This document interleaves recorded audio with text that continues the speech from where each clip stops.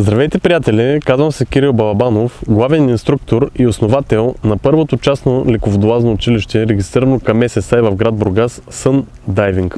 Правя това видео, за да ви съобщя с радост, че за пръв път в историята на дайвинга в България леководолазно училище Sun Diving представя пред вас колекция от видеоклипове относно точките за гмуркане в Черно море.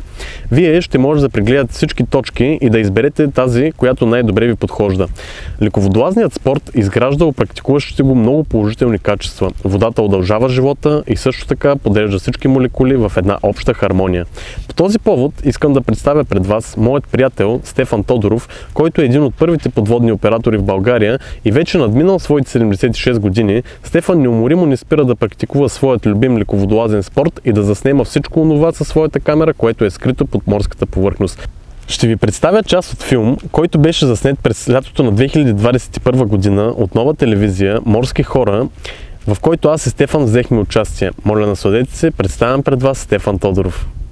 Водата също е прекрасно за човека, даже е по-близко до нашия начин на живот. Зад гърба си има над 5000 часа под вълните на Черно море и десетки заснети филми. Не си представя живота без морето. Водата подрежда всички молекули, които в нашето тяло много пъти си противоречат. Желания, мечти, възможности, материални, финансови, физически, морални, се подрежда в една обща хармония. Това е водата. И хората не го осъзнават. Искат да ходят на море, искат да се къпат, но не знаят защо. Защото като влезе водата излиза, вече молекулите са подредени в една обща хармонична материя. И това е много добре. И даже като видиш човек, който е излезъл от морето и го познаваш отпреди, това изведнъж се изненадаш. Същите дрехи, същата фанелка, обаче е друг човек. По-симпатичен.